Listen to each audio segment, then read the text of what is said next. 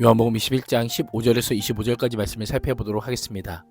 예수님은 밤새도록 추위와 배고픔에 떨었을 제자들에게 조반에 먹이시며 대화를 이어가십니다. 예수님을 3번 부인한 베드로는 주님을 3번 사랑한다는 고백을 하게 됩니다. 베드로는 회복시키신 예수님께서는 사명을 주시며 각자의 사명에 충성할 것을 명령하십니다. 15절에서 17절은 베드로의 회복과 사명입니다. 제자들에게 손수 지은 아침밥을 먹이신 부활의 주님께서 시몬 베드로에게 요한 아들 시몬아 내가 이 사람들보다 나를 더 사랑하느냐라고 물으십니다. 예전 같았으면 호기롭게 대답했던 베드로지만 예수님이 피워준 숯불 앞에서 요정의 질문에 힘없이 무너졌던 베드로였습니다. 예수님의 질문에 베드로의 머릿속은 복잡했을 것입니다. 예수님은 베드로라 부르지 않고 베드로의 옛 이름인 시몬이라고 부르십니다. 시몬이란 예수님께서 베드로를 처음 만나 사람 낚는 어부로 부를 때 사용하신 호칭이었습니다. 베드로로 하여금 부르심을 받았을 때 그때의 감격과 제자로서의 사명을 다시금 생각나게 합니다. 반석이란 뜻의 베드로의 호칭을 통해 반석과 같은 믿음에 이루고 있는지 다시 한번 돌아보게 하는 이름이었습니다. 예수님의 질문에 베드로는 주님 그러하나이다. 내가 주님을 사랑하는 줄 주님께서 아시나이다 라고 대답합니다.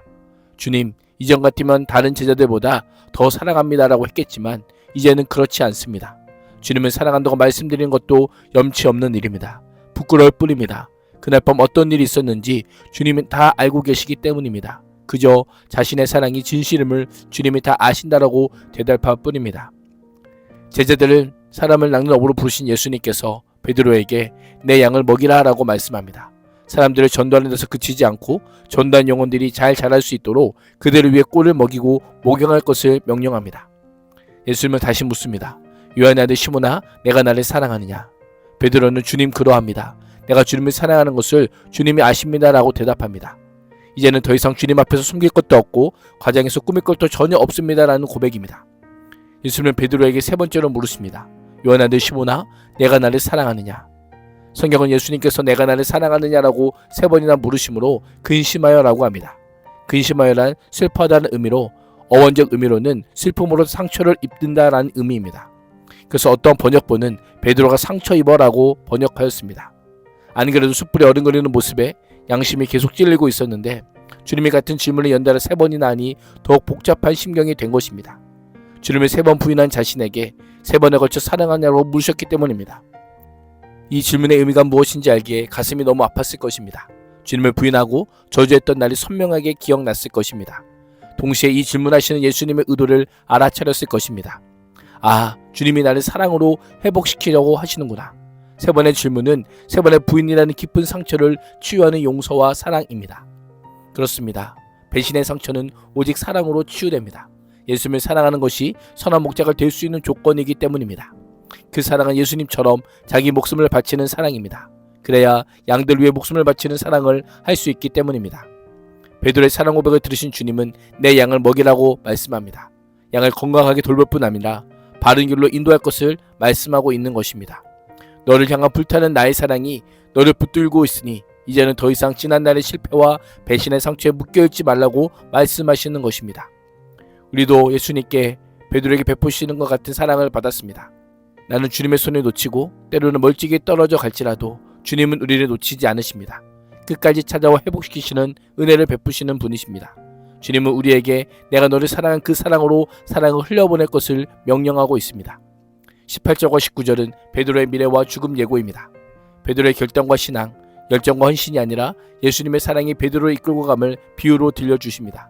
내가 젊었을 스스로 띠를 띠고 내가 갖고 싶은 곳으로 다녔지만 내가 늙어서는 남들이 내 팔을 벌릴 것이고 너를 묶어서 내가 바라지 않는 곳으로 너를 끌고 갈 것이다 라고 합니다. 베드로를 회복시키신 후에는 장래 베드로의 운명을 예견하는 말씀을 하십니다. 예수님께서 말씀하신 베드로의 삶은 능동적인 삶이 아니라 수동적인 삶에 가깝습니다. 자신이 주도적으로 사는 삶이 아니라 예수님의 뜻에 따라 주님이 인도하시는 삶을 살게 될 것임을 알려줍니다. 19절은 예수님께서 이렇게 말씀하시면 베드로가 어떤 죽음으로 하나님께 영광을 돌릴 것인가를 가리키는 것이라고 합니다. 이 말씀을 많은 학자들이 베드로의 순교, 십자가의 처형을 암시하는 것으로 여깁니다. 로마의 클레멘트가 기록한 서신을 보면 요한복음의 표현대로 베드로가 십자가 영광의 자리로 나아갔다는 표현이 기록되어 있습니다. 베드로는 다시 배신하지 않았고 십자가를 지는 삶을 통해 예수님의 사랑에 충성스럽게 끝까지 끌려가 마침내 하나님께 영광을 돌렸던 것입니다. 예수님은 베드로에게 이 말씀을 하시고 나를 따르라라고 하시며 제자의 삶이 무엇인지 알려주십니다. 주님을 따르는 일 역시 사람의 뜻으로 되어지는 것이 아닙니다.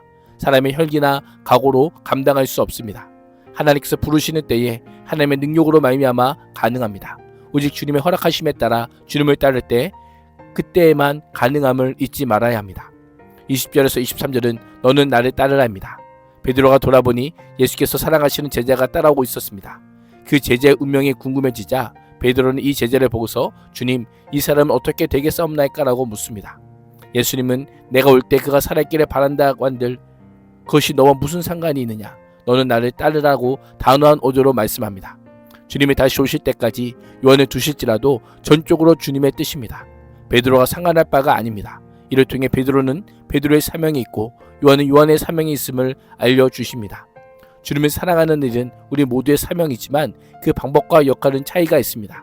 베드로의 갈 길과 요한의 갈 길이 다릅니다. 둘 다 하나님이 사랑하시는 길이요, 둘 다 하나님을 사랑하여 가야 할 길입니다. 더 나은 길도 더 못한 길도 없습니다. 둘 다 복된 길이요, 생명의 길입니다. 사명은 각자의 몫입니다. 누가 누구의 것을 대신할 수 없고 주님이 나를 언제까지 남겨주실지 어디까지 이끄실지 우리는 아무도 모릅니다. 우리가 할 일은 예수님을 따르는 것입니다. 허락된 매 순간 마지막인 것처럼 충성을 다하는 것입니다. 은혜로 주어진 길을 하나님의 힘으로 감당하는 것뿐임을 잊지 말아야 합니다. 24절과 25절은 끝맺음입니다. 이 모든 일들을 증언하시고 이 사실을 기록한 사람이 바로 베드로가 말한 그 제자입니다. 요한복음은 예수님을 사랑하시는 제자인 요한의 증언과 기록을 바탕으로 이루어져 있습니다. 요한은 예수님께서 하신 일은 이 밖에도 많이 있어서 그것을 낱낱이 기록한다면 이 세상에라도 그 기록한 책을 다 담아두기에 부족할 것이다 라고 합니다. 이를 통해 요한복음은 분명한 목적을 가지고 요한에 의해 선택된 기록임을 알려주고 있습니다. 어떤 목적일까요? 20장 31절에 기록된 것처럼 이 기록만으로도 예수께서 하나님의 아들 그리스도이시며 하나님께서 보내신 분을 믿기에 충분한 목적을 가지고 있는 것입니다. 예수 그리스도를 믿음으로 말미암아 영생을 누리게 되는 것입니다. 오늘도 더 많은 증거를 요구하기보다 이미 주신 하나님의 말씀을 통해 믿음을 점검하고 믿음으로 살아가는 복된 인생이 될 수 있기를 주님의 이름으로 축복합니다. 기도하겠습니다. 하나님, 사명보다 사랑이 먼저임을 다시금 깨닫습니다. 각자 사명은 다르지만 모두 주님을 사랑하는 복된 생명의 길을 걸어감을 기억하며 예수님께서 하나님의 아들이심을 믿고 영생을 누리게 하여 주옵소서. 예수님의 이름으로 기도합니다. 아멘.